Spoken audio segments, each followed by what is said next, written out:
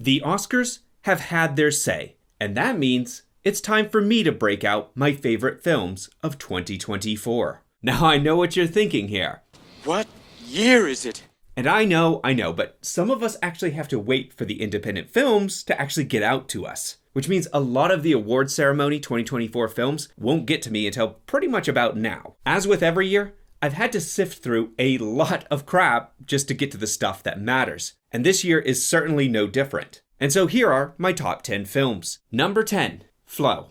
This is a movie for all you animal lovers out there. A film that feels almost biblical, with parallels to the Great Flood of the Old Testament mixed with modern day anxieties over global warming. But it's all through the eyes of a cute little kitty who is just kind of innocently and endlessly bewildered by the changes in the world around it. Unlike most animated movies, these animals don't talk at all, so their characteristics are all expressed purely through facial expression and body language. As I work through my historical section in my journey, I've gained an appreciation for the silent cinema and the art of characterization without any dialogue. Flow isn't trying to create complex characters so much as mimic known traits from common animals or household pets. The movie itself, it's gorgeous, and it really does have this very unique style. It is all the more impressive when you realize it was almost entirely animated within the free animation software Blender. Now, I'm not going to pretend that there isn't the occasional scene where the technology is stretched to almost its breaking point. There is. It's trying to do a lot. There are scenes such as when there's a lot of animals in the frame or herds. The particle effects here, they're very much being pushed to their limit. But these moments, they're pretty rare because for the most part, this is just a visual treat to get lost in. And it may just be a movie that also completely stresses you out because it does have a lot of little cute animals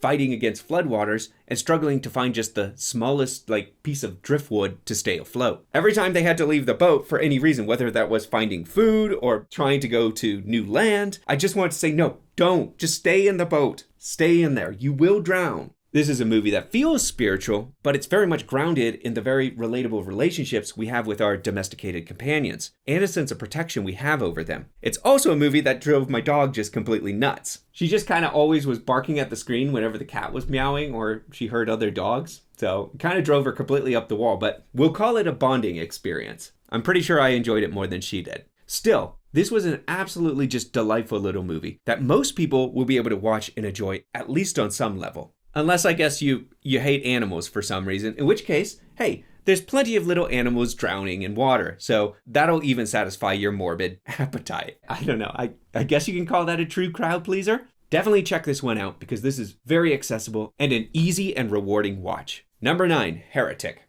There are two types of dreaded topics at Thanksgiving, okay? Politics and religion. To that end, the idea of a film that plays as a locked room horror where you are forced to debate religion seems like it's kind of almost hell on earth, both for the characters and the viewers who have to experience it. When I went into this movie, I expected the usual modern Hollywood religious cynicism. Instead, what I got was an incredibly satisfying thriller with a nuanced debate that everyone from atheist to devout Catholic, they can come out of feeling like their side got reasonably represented. Yes, even the atheists, who are, in this movie at least, unfortunately being represented by a murderous sociopath.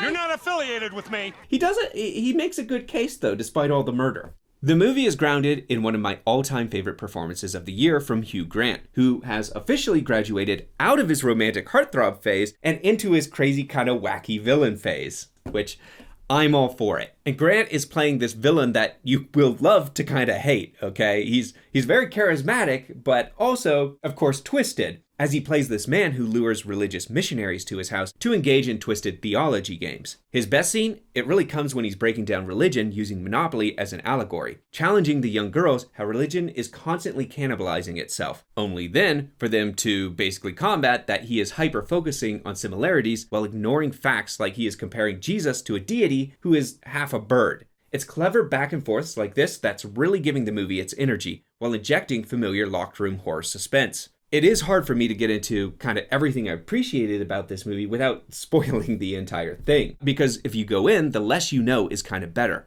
But just to give you a taste of how interesting the setup can be, there's a scene that sees our two Mormon protagonists lured into the house and forced to pick between two doors, one for faith and one for doubt. It doesn't really matter which one they pick because they both lead to the same place. A detail of the villain's own belief that doubt and faith, they're interchangeable and don't really matter. They hold no real meaning to him. It's this sort of stuff that was pretty clever. He's playing these mind games, but also he's injecting his own beliefs and challenging theirs at the same time. For many, the ending will be divisive, as the film very frustratingly refuses to give answers. It leaves the ending pretty ambiguous and kind of unclear on if what the viewers saw was a real miracle, or if what they saw was this explainable convenience, or maybe it was something else entirely outside both characters' beliefs. I may yet do a full spoiler video on this movie, as there is so much here, and again, I just can't get into it very much without spoiling kind of the whole thing. It would be a good pick for maybe like one of my deeper art dives. If you'd like to see that, please let me know in the comments down below. Like and subscribe too, if you haven't, I guess.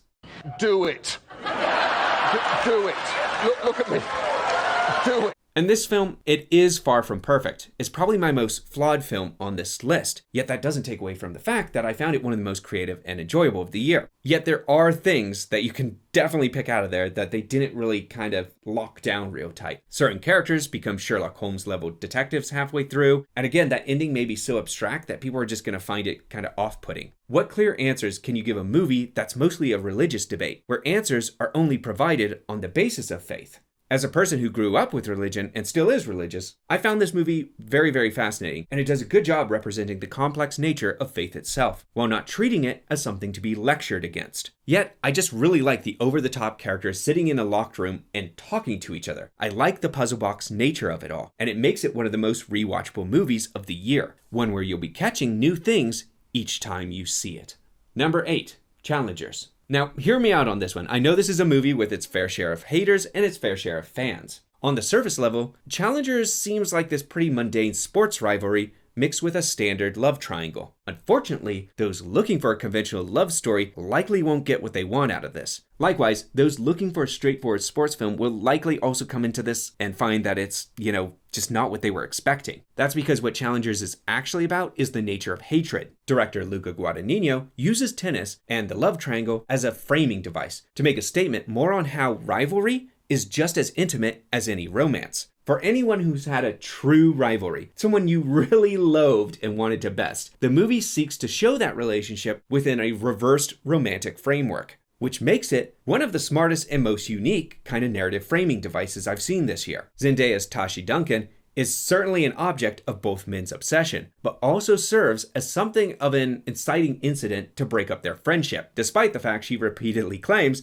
that she doesn't want to be a homewrecker, which, of course, she is. In fact, I would go so far as to call Tashi one of the best villains of the entire year. And a lot of people, now they're going to come to her defense and say she was not a villain. She's not the villain. And Zendaya, she also expressed that view in interviews. But then again, some of the best villains do not see themselves as villains. Make no mistake though, Tashi is the antagonist here, by every definition. She is self-interested, career-focused, and uses the two ex-friends' soured relationship to further her own ends, pushing them to greatness. After she's badly injured, she tries to live vicariously through her husband, while making it very clear that her love is conditional. She also is constantly trying to fan the flames of both of their rivalry. She herself is the one to voice the theme of the film, that rivalry is as intimate as any romantic relationship, and spends the duration of the runtime trying to prove it, pitting the two against each other and manipulating them into the match she believes they both have been always capable of. She is devious, yet understandable in why she's doing what she does, and it makes her one of the best baddies of the year. Zendaya has mostly been overlooked in the awards season, but she is largely what makes this entire film click, as she sometimes intentionally and sometimes unintentionally causes the downward spiral of these two love-lost men. It has the best original score for the year that is pounding with momentum, like a ball ricocheting across a court. And it contains some of the best editing of the year, as it effortlessly jumps between various times in the main character's life without ever losing track of the flow or stakes. Though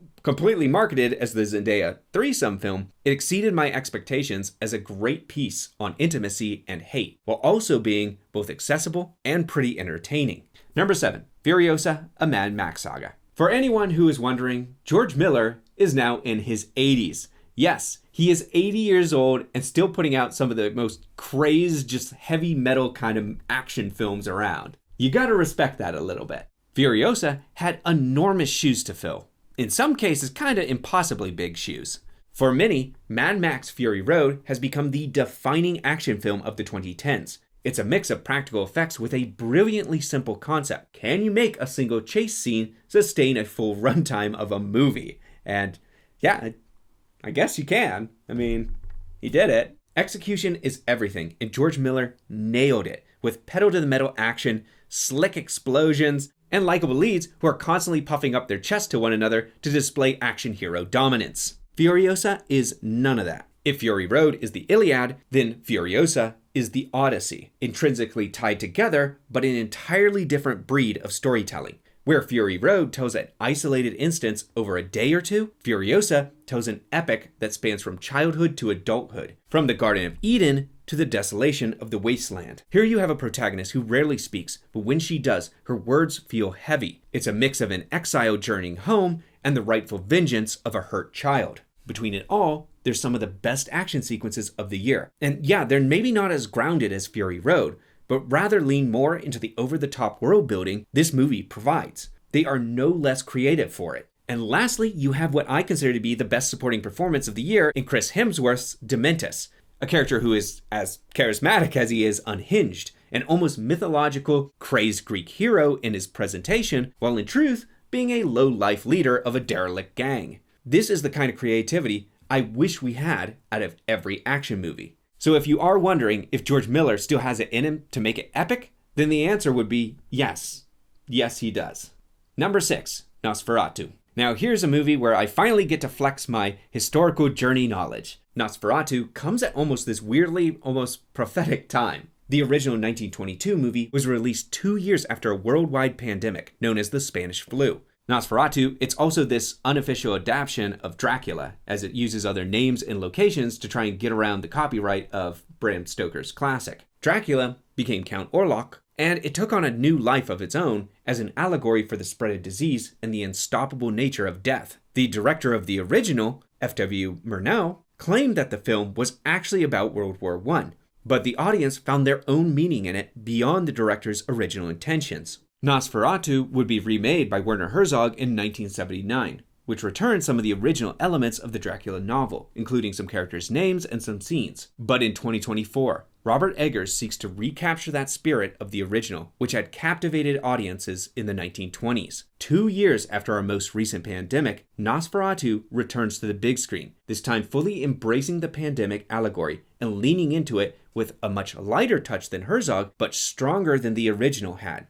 creating this perfect balance of timely metaphor and dread. Unlike Herzog, Eggers retains the 1922 names and locations. He also retains a lot of the Gothic feel. The original was very much part of the German Expressionist movement. Over-dramatized sets and characters, a lot of the designs featuring sharp corners and edges. Eggers is leaning into this style, but not to such a strong extent. Though he's not going as far as The Lighthouse did, this movie is trying to make every frame feel like almost this Gothic painting. Bill Skarsgård's vampire is less of this sexy seductress like Dracula is, and more like the original Count Orlok, where he's more of this creature of animalistic desire, whether that be in sex, his feeding on human blood, or the spread of his corruption through the city. It's all done really without malice or really a lot of, thought. He is just nature at its most sinister. It just is what it is. The performances here, they're all fantastic, from Willem Dafoe's Van Helsing. I don't think he's called Van Helsing in this. He's called something else, but he's Van Helsing. Or Nicholas Holt's haunted, stuttering lawman, or Lily Rose Depp in this very bizarre but, creepy possession scene. And Bill Skarsgård, he continues to be unrecognizable in his roles, especially here as Count Orlok, complete with his, new stylish stash. This is a movie that's firing at all cylinders and one of the few remakes that finds a way to connect to the spirit of the original while bringing in the director's own new vision and flavor. It is a very welcome return for a pulp culture icon and a welcome return for an older film that was a classic for a reason. Number 5, Hundreds of Beavers. Come on here. Look at my channel. You knew this was going to be on here somewhere. Assuming, of course, you even knew about the bombastic madness that is Hundreds of Beavers. In 2024, what were the chances that I would get not one, but 2 silent films? Silent film making a comeback? Maybe. Well, okay, I'm getting ahead of myself. They're not fully silent. There may be no dialogue, but you still get sound effects and music. So it's not like you're just listening to an old-timey piano play. At least not always. I mean, you do get a little bit of old-timey piano in here. Both Flow and Hundreds of Beavers brilliantly adapt the principles of silent filmmaking, but Hundreds of Beavers is the one that goes the extra mile to capture the essence of silent film as a visual medium. Now, there's been a lot of movies where they've tried to recapture the magic of Charlie Chaplin, Buster Keaton, and Wile E. Coyote, but they all feel like imitations. None of them have done it so effortlessly for the modern day audiences as Hundreds of Beavers has. It's taken the old school slapstick that survived hundreds of years and combined it with a new form of medium, the Let's Play video. Now, for all my film audience who, is strictly film and doesn't care about video games, Let's Play is a kind of video online where you watch someone playing a video game, all right? Catching you all up to speed. I hope you don't need it, just in case. Most old-fashioned people like myself would just say, why don't you just buy the game and play it yourself? I mean, yeah? Well, there are a lot of reasons why people do choose to watch video games streaming. For many, it is just kind of seeing what the game is all about. And for others, it's watching the progression and development of the gamer or the gamer's outward-facing character on screen. They like this personality and going on the journey in the video game with them. And this is kind of the template that Hundreds of Beavers is using as this hooking device. You got mini-maps here to help the audience remember where they've been or what they need to accomplish. Places fragmented into almost levels that need to be beaten. There's almost this sense of leveling up as our protagonist grows from clueless summer drunkard to a merciless winter fur trapper who kills so many animals, just so many. Progress, very similar to a video game, of somebody being new to a game and becoming a pro. This is the means in which Hundreds of Beavers, it's modernizing the slapstick buffoonery of Chaplin's Tramp, or the bombastic, impossible feats of Buster Keaton, or the sheer Looney Tune rapid-fire comedy of something like the old WB cartoons. More than anything though, it almost feels as if they took Harold Lloyd's Ask Father short and stretched it out into a feature film. This is a movie that sees Harold Lloyd have to ask a father for his daughter's hand in marriage, and he finds himself within this office building, progressing slowly through the levels of the office like it's some 80s side-scrolling video game. Only for when he fails, he gets knocked all the way back to the beginning. You see a lot of that here. It feels very close to home. Hundreds of Beavers is a great amalgamation of a lot of different things made on a near non-existent budget of only about $150,000, proving once again, you don't need Hollywood millions to make some good art, or something that's just damn entertaining. You just need the right idea and the will to get it made. Number 4, Wicked. Come at me, musical haters. Let me remind you that the era of sound was built on the backbone that was the musical in the 1930s all the way through the 1950s, pairing stagecraft and acting with choreography and musical expressionism. Film took this popular stage genre and added the additional dimension of camera framing and movement for traditional blocking. It was a match made in heaven, and no mystery why it was the dominant film genre for so many years. 2024 was the year musicals decided to proclaim very loudly, "I'm back, baby." I'm trying to remember the last time we had so many musicals. We had Mean Girls, Mufasa, Emilia Perez. Sorry, I may have gagged a little bit there. Better Man, Joker 2, Kneecap, One Love, A Complete Unknown, and many, many more. It was something of a renaissance, if, not for the fact that half of them bombed at the box office. Whoops. None of them, however, captured the magic of the classic age of musicals quite like Wicked. By this point, it was already well known as this killer Broadway show featuring the vocal prowess of Adele Dazeem. Please welcome the wickedly talented one and only Adele Dazeem. I am kidding, of course. It was Idina Menzel. I may regularly butcher people's names, but even I'm not that bad. That is one of my favorite clips of all time, though. I could watch that forever. This was a film they had been trying to get to the big screen for years. They finally found the right man to do it. Who better to direct this than the very man who directed G.I. Joe, Rise of Cobra? In all seriousness, director John M. Chu actually had a long history of kind of slockish dance movies before he switched gears to blockbusters. It was in 2021 that he brought his career around kind of full circle with In the Heights. This adaptation of Lin-Manuel Miranda's breakout musical showed that Cho had a true gift, a talent for musicals. Though In the Heights struggled to find an audience or make any money, Wicked already had one that couldn't get to the theaters fast enough. If Dune Part 1 was the perfect distillation of geek science fiction, Wicked was the perfect adaptation of theater kid obsession. Both managed the impossible task of delivering something not just for the fans, but something that could also be appreciated by a wider audience. In a way, Wicked is kind of almost the perfect companion piece to Dune Part 2. Wicked brought to life brilliant production design. I just assumed much of it had been CGI, and I was shocked to learn how much they actually built. The choreography of a good musical should rival that of any action film, and here everything felt like insane symbiosis between obsessive cinematography storyboarding fused with pitch-perfect cinematography and dance moves. And I think they did a great job pairing these two actresses together, combining their differences in melodramatic and upbeat acting styles, with voices that wonderfully complemented one another. And to be completely honest, I was actually dreading this movie before it came out. Not for the reasons a lot of people had, but I'd seen too many books or adaptations broken out into two parts that never should have been. How could you take a 2.5-hour musical or stage play and turn it into two films that are 2.5 hours? While I haven't seen the second one yet, this movie shockingly felt very self-contained, with a full character arc that ends on a killer musical number. As the Wicked Witch of the West flew off into the distance, it had me saying, "What? No, come back here. We're not done yet." But that's not from me feeling like the story wasn't done. It's me feeling like I wanted to see more. Despite all the changes to foundations of the original characters and new perspectives, it still feels very much true to the spirit and world of L. Frank Baum, the themes that he wanted to present. The author of The Wonderful Wizard of Oz was a well-known cinema lover who even started his own studio back in the day. I actually have a video on that. And just watching it on screen and how much he loved movies, I do think that this one would have made him proud. Number 3, The Wild Robot.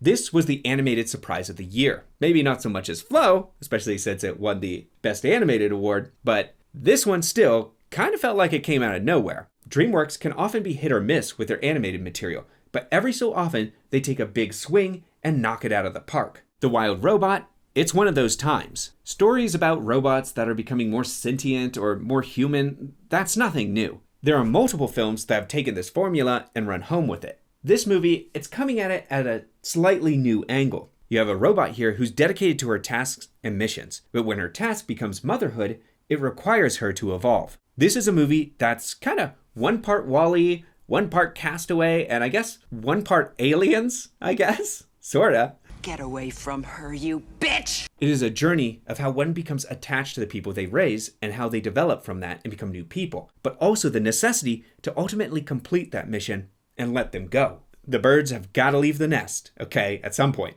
The animation's absolutely stunning, the voice work on point, and the themes surprisingly kind of dark as the film goes the extra mile to really let our wild robot know what is going to happen if she fails. Death is not skirted around here, okay? Animals in this natural world, they treat death with almost this nonchalant attitude. It's always there and looming over them, so hey, why not crack a joke about it? If I could describe this movie in one word, I suppose it would be just delightful, okay? From beginning to end. And it's one that can be easily watched with the entire family, or even just watched as an adult all by yourself. This was the balance that Pixar became famous for in their golden age, and this feels like the exact sort of movie they would have made back in the early 2000s.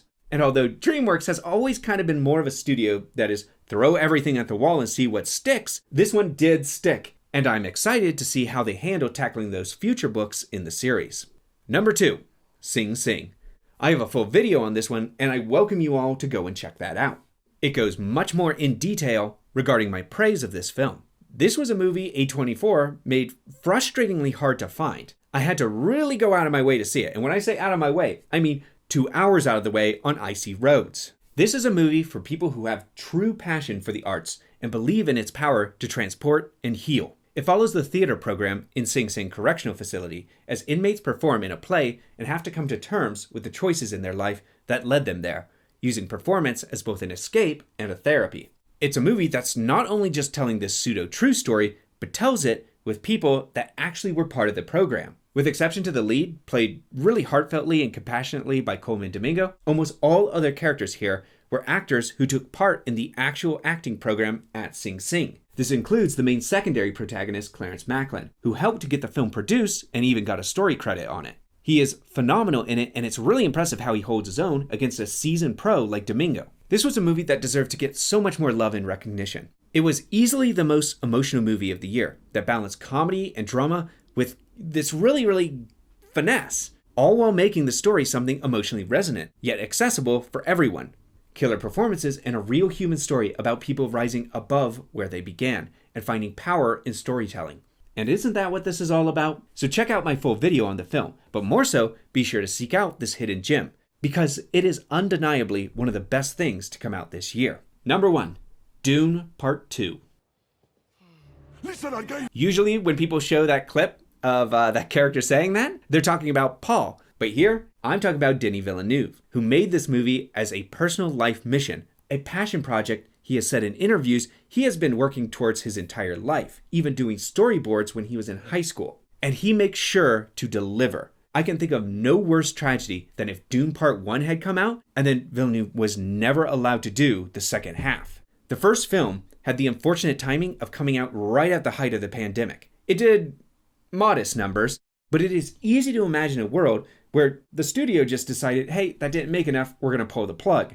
Fortunately, though, we live in the good timeline. And Villeneuve was not just given the green light for a sequel, but also the budget to bring his vision to life. We still have one more movie to go, so I don't want to, over-congratulate him early, right before he could trip at the finish line, as the next one is the hard one. But even if Dune Messiah completely faceplants, I have no doubt that this duology will still be spoken in the same sentence as the original Lord of the Rings trilogy, possibly being seen as one of the best science fiction adaptations of our time. This, out of everything else on my list, I believe, is the movie that's still going to be watched 20 years from now.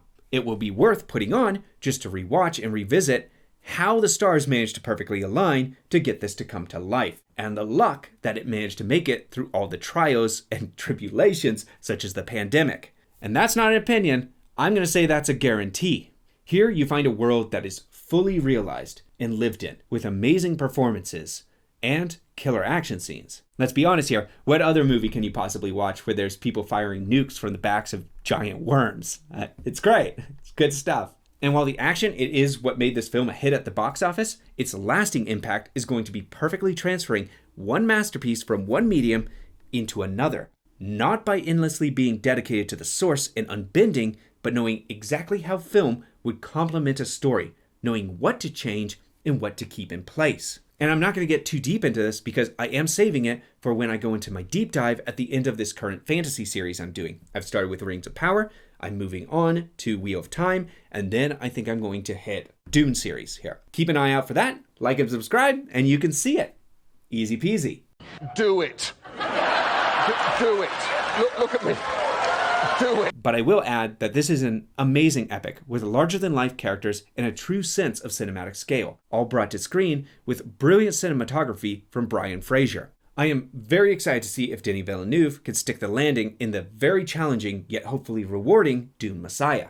This is without a doubt the best film of the year and easily my number 1 top pick. With that, we're closing out, but before we go, let's talk some of my honorable mentions, the ones that came so close but didn't quite make the cut. 11th place, if I had a number 11, would probably be The Substance, a movie I did have a decent amount of issues with when it comes to tone and kind of nudity, gratuity, that kind of stuff. But I also have to acknowledge that all of that was kind of part of the point. A lot of this is deep in satire. It is easily one of the most memorable and original films of the year. It also has a killer throwback to body horror classics, such as The Fly, and Demi Moore gives one of the best performances of the year. I will still say she was robbed. I mean, Mickey Madison, you did a good job, but you done robbed her. Just my opinion. Good job, though. I will also say that Substance was a very special film to watch in theaters with a big group. Very loud, very vocal reactions. So, had that going for it as well. Next, Anora was quite a good dramedy, but I wasn't fond of the first act, which I did find overlong, and I didn't actually really like any of the characters in the first act. It's not until the second act comes around that Anora as a character actually becomes far more likable, especially as she's this underdog who has to show her own kind of inner strength as she fights for what she wants, which is her boyfriend, who's very rich. So the fact that everyone's kind of a brat in the first act, it does play into the second and third act in a good way. It still doesn't mean I like being around them for 1/3 of the movie. Yet, when the second and third acts do come around, I like these considerably more, even if it is, a lot of the times, a lot of people screaming at each other to the point that I want to turn around like a dad in a car and say, shut up before I stop the car. Stop screaming! It is often funny, it has good themes, and I like the characters a lot more once we hit those second and third acts. Conclave, it's on the complete opposite end of the spectrum. It was also a phenomenal thriller, but it didn't really stick the landing with a rushed final choice that I felt jumped the shark, and it doesn't really completely explain how or why this character was chosen. I didn't completely believe that the Cardinals would have picked this person, especially as they're all very politically oriented, and some of them very politically ambitious.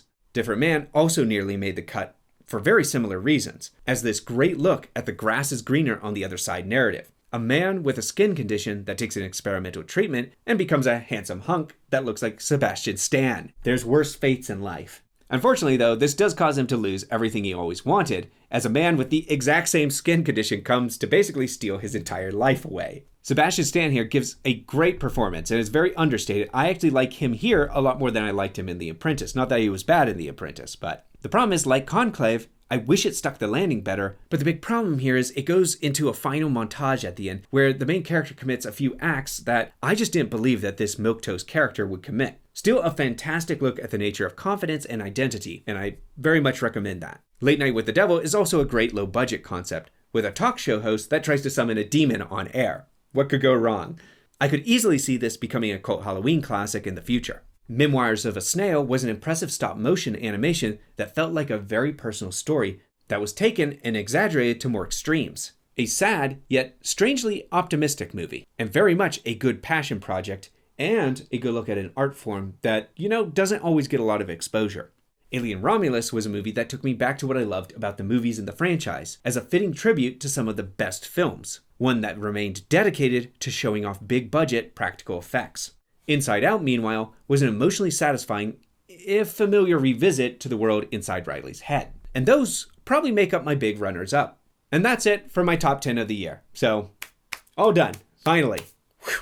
My little celebration of the arts worth remembering for the year. I am excited for what this new year is going to bring. Please let me know some of your favorites in the comment section below. Which ones did I miss? Because I didn't get to see everything. Some things still haven't come out in my actual territory, okay? I still really want to see I'm Still Here, but it's still unavailable to me. Hopefully, I will get to that soon, among many others coming up this year. Until then, as always, please like and subscribe, and keep those reels turning.